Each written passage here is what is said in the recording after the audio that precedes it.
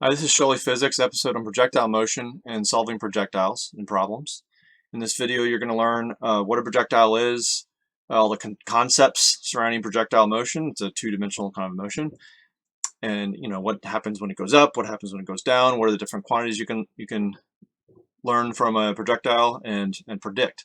Projectiles are really predictable because once they're in the air, a projectile is an object that is only affected by gravity. Maybe a little air resistance, but when dealing with kinematics and motion, we usually look at objects that have negligible air resistance. So that's our main topic, and only gravity is affecting them. That means their vertical motion is constant acceleration due to gravity. And gravity is the only thing working on this, the only force. And their horizontal motion is constant. It's a constant velocity kind of motion. Think about it, when you toss an object to somebody, it doesn't spontaneously speed up toward the other person. It doesn't considerably slow down unless there's a lot of air resistance. The only change to its motion is in the vertical direction. So when we solve projectiles, it's very helpful to separate those two motions, the horizontal and the vertical. And that's the theme you're going to see here. So let's take a projectile. Take a pumpkin. This is my blue pumpkin, and it has a blue stem. It's going to be a new theme for this 2020 Halloween coming up, I think. It's been such a weird year. I think we're going to have blue pumpkins this year. And we're going to be chunking this thing at an angle. Now, I'm going to come up with an arbitrary angle. Let's use an easy one, 30 degrees. I say easy because sine of 30 is 1/2. Makes it a little easier. And let's give it a speed, 50 meters per second. Nice even number. So we're going to launch this thing up into the air. As it goes up, it's going to follow what kind of path? Well, it turns out to be a parabolic trajectory. And think about a parabola. Its shape goes along with those characteristics I was just talking about. The horizontal motion continues as a constant velocity. A parabola continues stretching outward as as you go along the x-axis. So it's not an arc. It doesn't. There's never any verticality to the graph of a parabola. There's a top to it, and if you toss a ball up, you notice that it goes up and reaches a maximum height and comes back down. So the horizontal motion is constant, and the vertical motion is accelerating. And you might recall from one of our equations of motion, which we're going to unpack here. X equals x0 plus v0t, it's initial velocity times time, plus 1/2 at squared.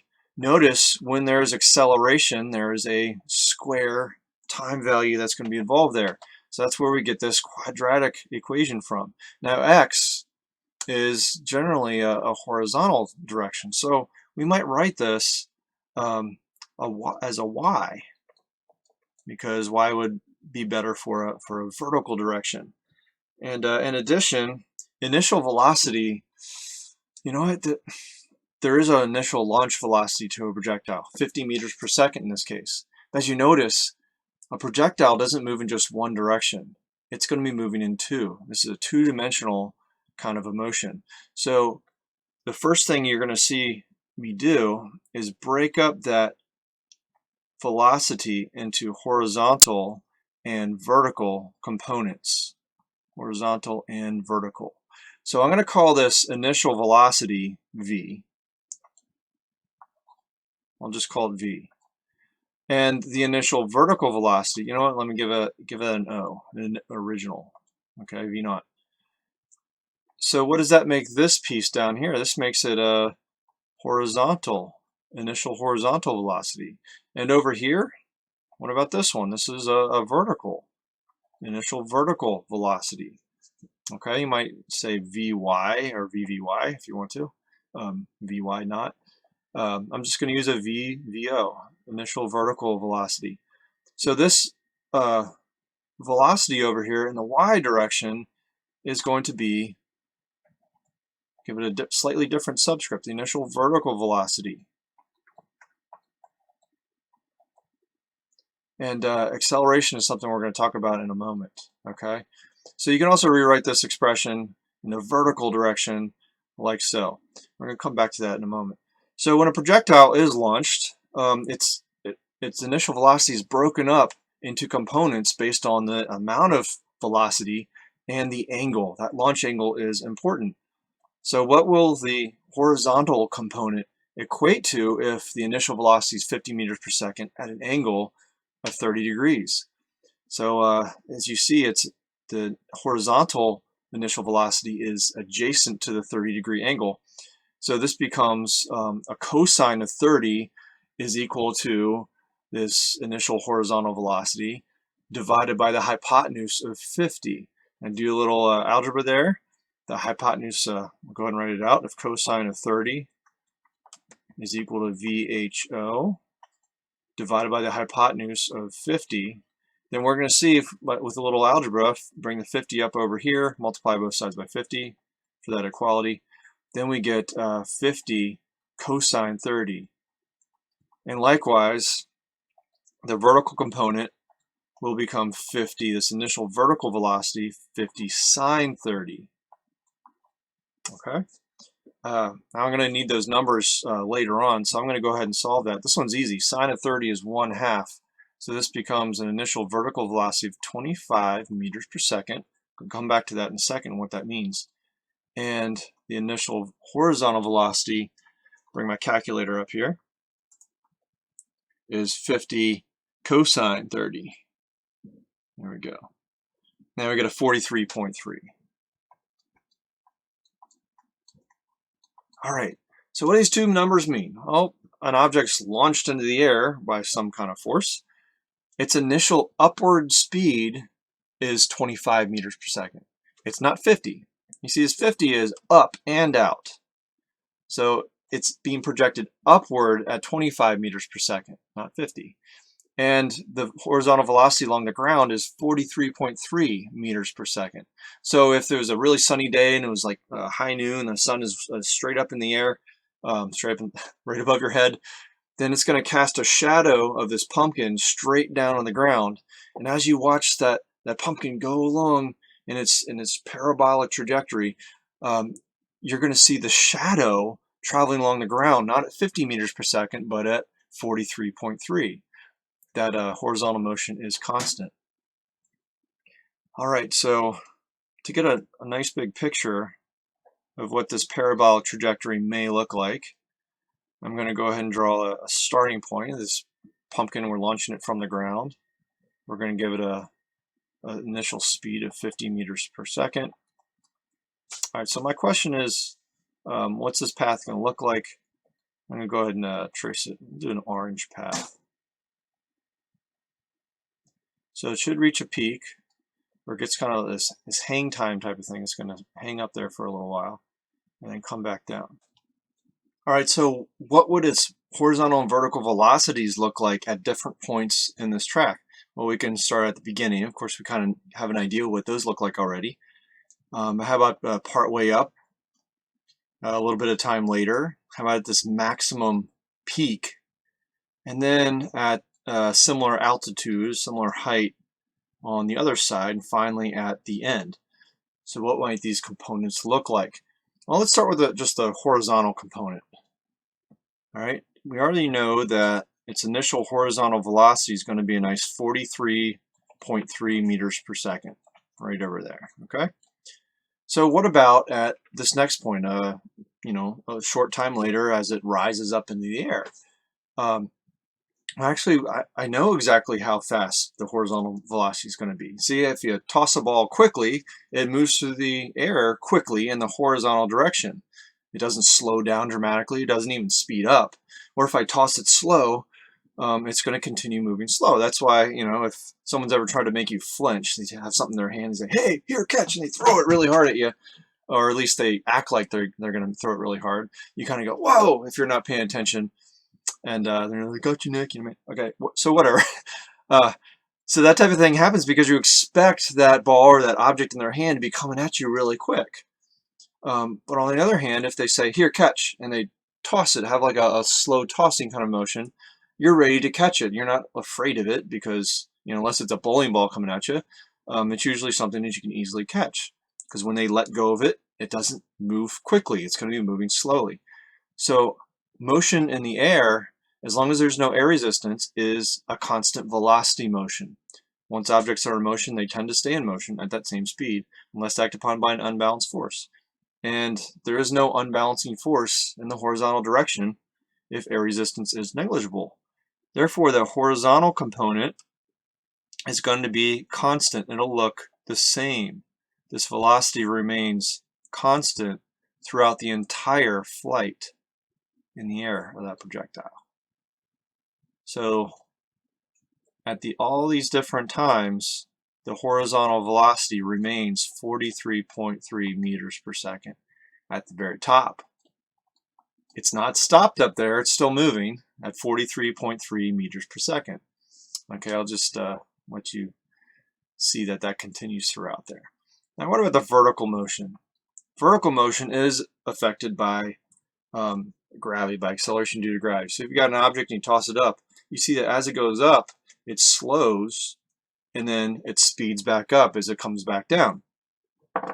So this velocity, this vertical velocity, is maximum at the beginning of the launch. Now, as long as we're going to a place over here, like if we're in a big field where this pumpkin's being launched, we're assuming that the ground doesn't go up in altitude, okay, or doesn't go down into a valley where the projectile might drop further. Okay, so we're not looking at any of those cases right now. You could still solve that with just some algebra later on also. It's totally doable. But by the way, my vectors are not to scale. My vertical and my horizontal are not to scale. So this 25 should be, as a vector, smaller than my 43. I just drew my original 50 meters per second at what looks like a 45-degree angle, but it's supposed to indicate a 30-degree angle. So the vertical component should be shorter, but I will keep it the same height as my vector here. All right, so if it starts out at 25 meters per second, what's it going to be here? Is it going to remain at 25? Well, if it did, then if you toss something upward, it would continue moving up at a constant speed and never stop its upward motion and never come back down. That would be a constant velocity, but gravity does slow the upward motion. So just without knowing any particulars about this point, I can indicate that this velocity will be less than 25. And what about right here? Even less than that. So I'm going to indicate that lessening upward velocity with a shorter upward velocity vector. And what about the very top? At the very top of an object's motion, it's going up and up and up. It slows and slows and slows till it gets to that maximum height. And you got to assume something here. In order for an object to stop going up and start going down, it has to first come to a rest. So it has to come to a resting state. That's a very important conceptual idea here. To mark the very top of a projectile's motion, you know that the vertical velocity at the top is 0. So let's not get some of these numbers mixed up. This is the horizontal velocity up there. The vertical velocity at the top would be 0. So you see the overall velocity starts at 50. It reduces to 43.3 because the vertical component goes to 0 because of gravity. So then what's going to happen down here? Well, it stops going up and starts going back down. So what's the velocity going to be here? Well, we know it's going to be downward, but as long as this dot is at the same height as this one over here, guess what? The velocity on this side should be equal to the velocity on this side, but that'd be in magnitude, but opposite in direction. So I'm going to draw an arrow about the same size as this one. And likewise, the downward velocity at the next point is going to match its twin on the other side. And finally, when that pumpkin hits the ground, it's going to be moving downward at, hopefully you guessed it, 25 meters per second. So the vertical velocity is 25 meters per second upward to start. At the top of the projectile's trajectory, it's 0. At the bottom, it's now negative 25 meters per second. I'll go ahead and mark that, negative 25 meters per second. All right. So there's a few implieds here. with projectile motion. And the first one is the vertical velocity at the maximum height is what? 0. Okay, vertical velocity at the maximum height is 0. And we also got another important thing about the vertical velocity. The initial vertical velocity is equal but opposite to the final vertical velocity if returning to a important quid pro quo here. If returning to the same starting height, I want to say starting altitude, okay? Sometimes that's a better word in this kind of situation, okay? So, and what about that horizontal velocity? The initial horizontal velocity is the final horizontal velocity, is the horizontal velocity throughout, because B/C, because horizontal motion is a constant velocity motion. Okay, so those are some really important pieces here. Now, what else can we talk about? Well, here on Earth, our projectile's motion is a little bit different than, let's say, on the Moon or Mars, where acceleration due to gravity is different. But here on Earth, we can always assume the acceleration due to gravity in that vertical direction, that vertical acceleration, is negative 9.8. And I'm using a negative here just to indicate it's 9.8 meters per second squared down. All right. Some cases with projectiles, you might want to use down as a positive direction, but in generally you're launching objects up into the air at an angle. So there might be a positive initial velocity, vertical velocity, with a negative acceleration due to gravity. So generally you're going to use this negative 9.8 meters per second squared. So those are some good assumptions when going into projectile motion.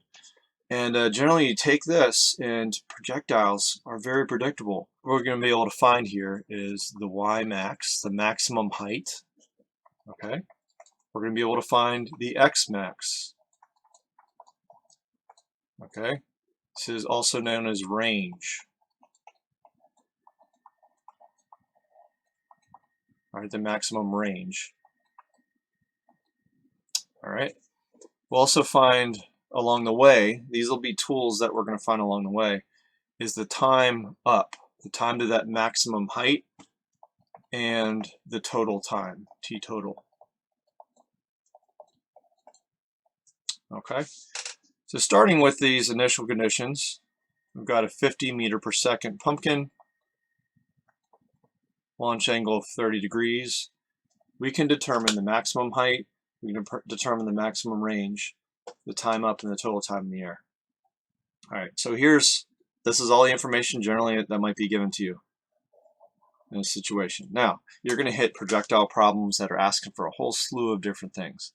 Like some of them are asking for what is the initial velocity if it's found here later on, or up here, or down here, and they might give some final conditions. But there's always at least 2 pieces of information that are pertinent. So this is what I'm working with, 30 degrees and 50 meters per second. All right, so what I really highly suggest that you do, even though it takes space, is make a little table, just a 2-column, 2-row table. We've got horizontal as horizontal motion as that title of that column, and vertical motion over here. Keep them separated, because if we keep them separated, I don't need to feed you any more fancy equations. If you keep them separated, you can use the equations of straight line motion that you've been using for the last week or 2 or 3 in your physics class. Okay, so no fancy equations here. All I'm going to work off of are these standard equations. That would be a plus, not an equal.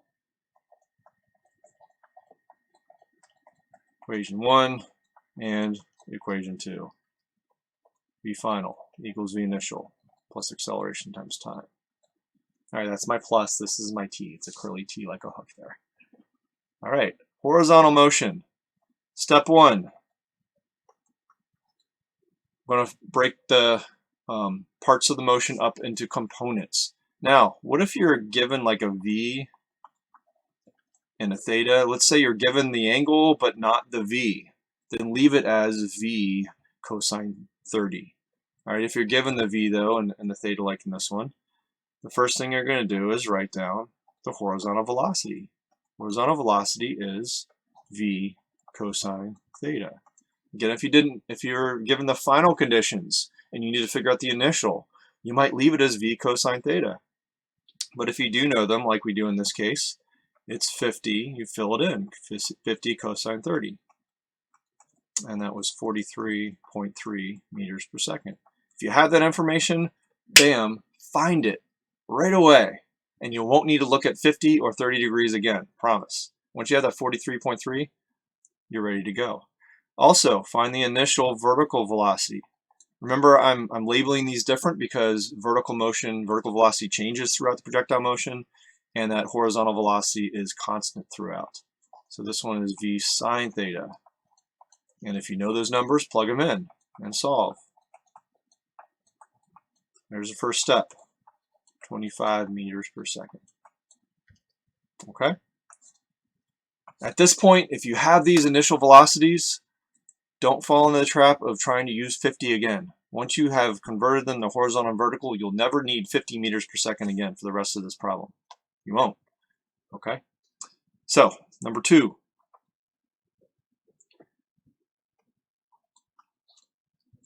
Actually, I'm going to come back to number 2. I'm going to label number 2 once we see it. Okay? What we're going for here is some maximum height and maximum range. So if you're problem solving this, you might say, okay, I've got some velocities. I don't really know where to go here. I don't really know where to go next. So what you might do is just see what an equation of motion looks like. Make an equation of motion for the horizontal and for the vertical. Let's see what happens here, okay? So with the horizontal motion, we're dealing with the x direction. I'll go back to black. X equals, what's the initial position? 0. So I'm not gonna rewrite that. It's at the beginning. The initial velocity is the horizontal velocity. It's going to be 43.3. So I'm just going to write VH here. I'm going to keep it generic at first. Times T. I don't know what T is. What's T mean? What's T going to be here? I'm just writing the equation of motion so far. Not getting too specific. And we're going to have a 1/2 AT squared. But wait a second. The acceleration, keep in mind here, horizontal acceleration is 0. It's a constant velocity, which means 0 acceleration, 0. And we'll also need to remember that the vertical acceleration is going to be negative 9.8 meters per second squared. See, that's why we're keeping these separate. Keep all the vertical values on one side, all the horizontal on the other. So this acceleration, the A, is going to be a 0. So the whole term will cancel, and we'll end up with a horizontal position, x, equals horizontal velocity times time. That's it. Okay, that's all you got to work with. The horizontal velocity is distance over time. Okay, and that's what we're seeing here. Final position divided by final time. How about the vertical? Well, we're going to have a y equals, and it's starting on the ground, so I'm going to use a y0. The y naught as being 0. Now, on some problems with projectile motion, let's say you're launching it off of a cliff, and it ends up projectile ends up falling down farther than the starting level, starting ground, starting altitude. Okay. Well, in that case, you might have an initial y, like a y0. So keep that option open. And I'll go ahead and write it in here because oftentimes you might need that. So I'll leave it in there in this generic form. And then we're going to have an initial vertical velocity times time. And over here we're going to have a plus 1/2 AT squared. And A is negative 9.8 times time squared. All right, so let's sift this down a little bit. We're going to have a y equals y naught plus initial vertical velocity times time. And this half of negative 9.8, we're going to write a negative 4.9. Half of 9.8 is 4.9, so negative half, or half of negative 9.8 is negative 4.9 t squared. Okay? Now in this problem, this initial y is going to be 0, but I did want to keep it in here. All right, so here we've got these generic equations of motion based on our straight line motion equations, but they're more geared towards horizontal and vertical. We got the gravity worked in there and 0 acceleration over here. Those are the main pieces. So if we were to solve for x max, we've got the horizontal velocity. So let's see if I can actually solve for it now, 43.3. But then time. We don't know the time yet, and that's where these two come in, time up and total time. So in the horizontal motion, to find the maximum range, we're going to be looking at how far the projectile goes to where it strikes the ground, way over here. So the maximum range is from the beginning all the way to the end here. This is the x max that we're looking for. So for that, we need to know the time up and down, the total time, t total. You see that total time in the air is what corresponds to the x max. So this time is going to be the total time in the air. And we don't have that yet. All right. So how do we get that? That's a good question. Let's try out the y direction. Let's see if we can figure something else out here. What about the y max? All right. Well, in this specific case, I'm going to start plugging in our numbers. I've got 0 starting position, and the initial velocity is 25 meters per second upward. And what about this time? Well, let's go back to the picture and figure that out. The y max is right here. The maximum vertical height above the ground. So if you ever kind of thought about this with a projectile when it's tossed up and it comes down, do you ever notice that since acceleration due to gravity is constant, the time that it takes to go up is equal to the time it takes to go down? All right, we can actually write that on here as a bonus little feature here. The time up equals the time down.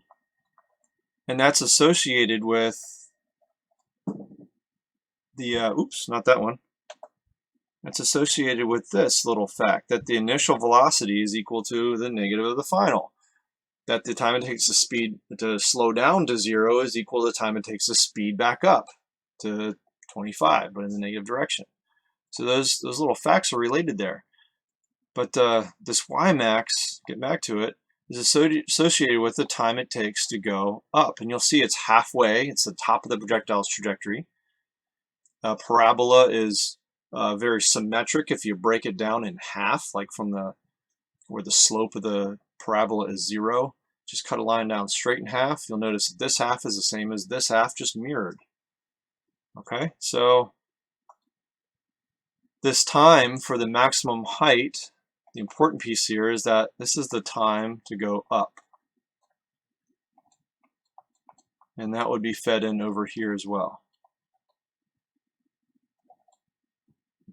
Okay, so we need to figure out something about time.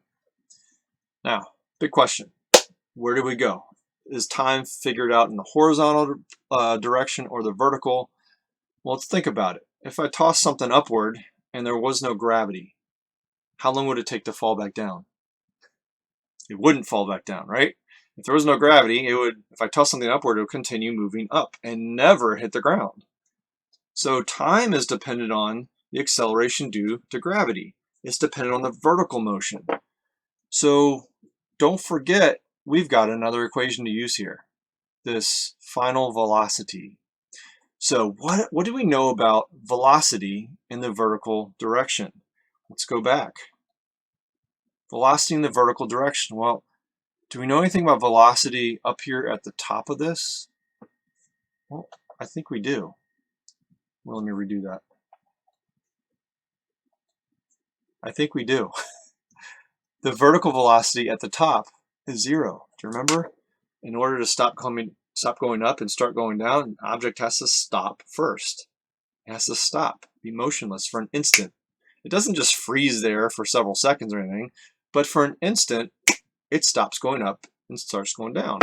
And the velocity at the very top, what defines the top, is that it's 0. The velocity is 0 up top. So I can find the time up with a final velocity of 0. So let's take VF equals V0 plus AT generically, and set the final velocity at the top. The final velocity is 0. The initial velocity, it's not 50, and it's not 43.3. We're staying over here in this vertical side. That's why we're keeping everything vertical. So the initial velocity is the initial vertical velocity. This will be the VVO of 25. The acceleration is negative 9.8. And look at this. There's a time here. Now, what is this time? Is it the total time, or is it, what is it? Well, it's a time to get to a final velocity of 0. So this 0 defines this time as the time it takes the projectile to go up. That's the up time. All right? So let's solve it. Minus 25 on both sides. Track that. Go to negative 25 equals negative 9.8 times the time up. And divide both sides by negative 9.8. So the time up, time to go up, is, we got 25, negative 25, divided by negative 9.8. I divided out the negatives in my head. Kidneys, man, kidneys. 2.55 what? Well, we took meters per second divided by meters per second squared. That leaves seconds. The time up is 2.55 seconds. Now break. This is actually our second step. When you get going and knowledgeable about projectiles, you'll know that, hey, I need a time before I can go on. So the second step took me a long time to get here, but I want you to try, next time you start solving for projectile motion, think ahead. I'm going to need the time up first.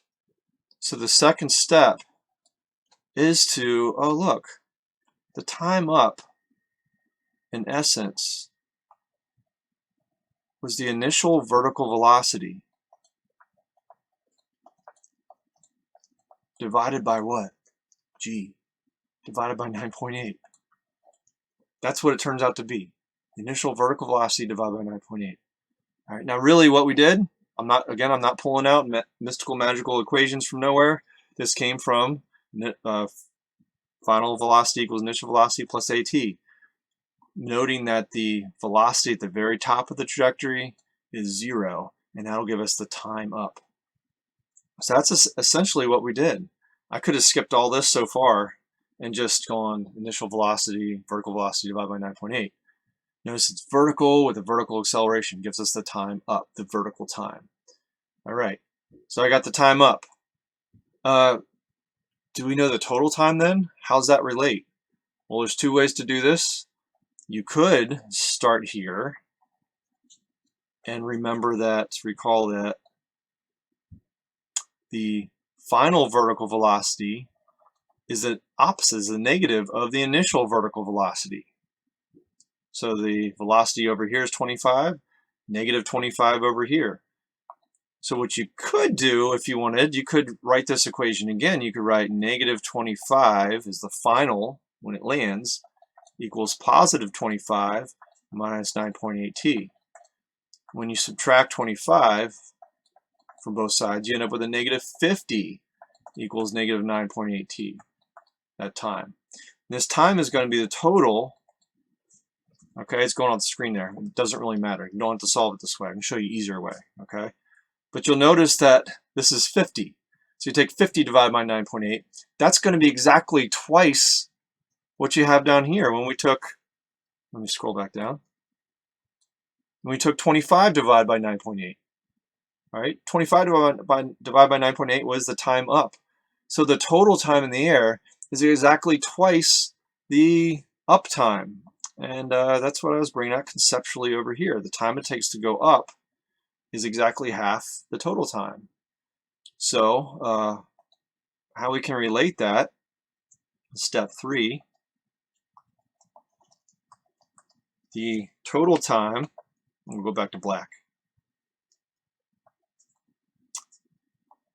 T total is twice the time up.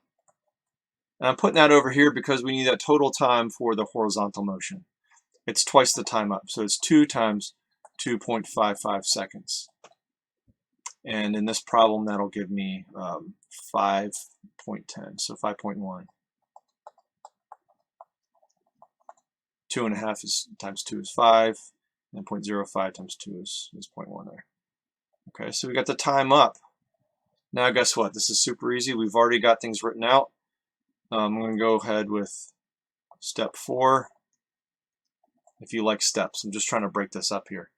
Note that x equals vt. X equals that maximum range is going to be the horizontal velocity times the total time of 5.1 seconds. So 43.3 times 5.1. 220.8, I'm going to say 221 meters.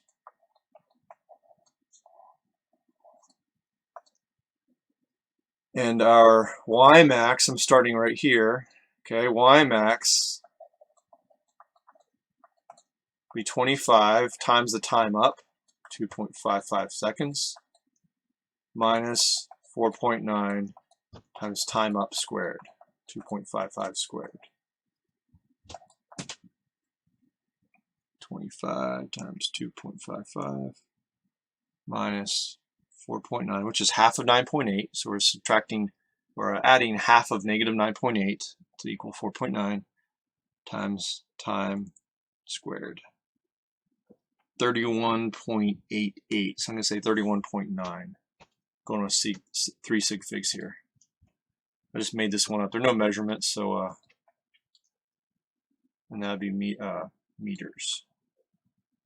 So its maximum height is just under 32 meters.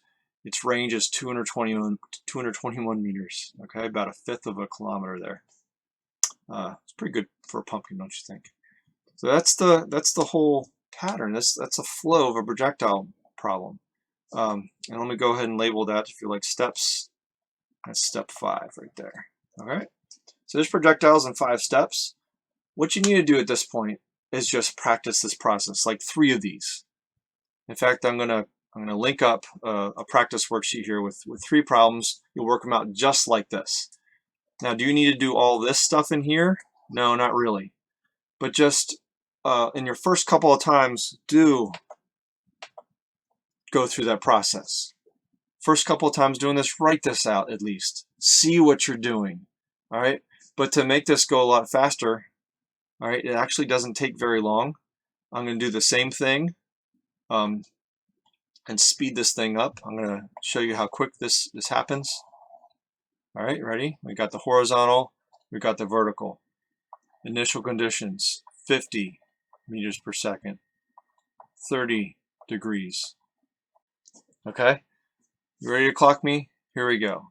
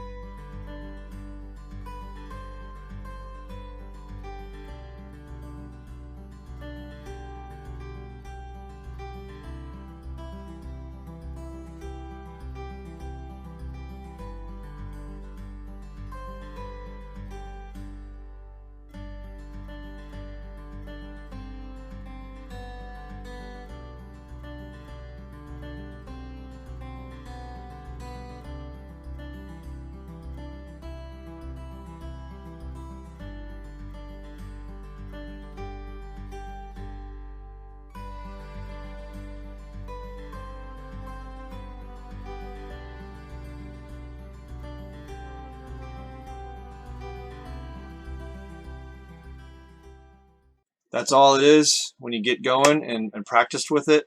The only thing I really glossed over here was this step 2.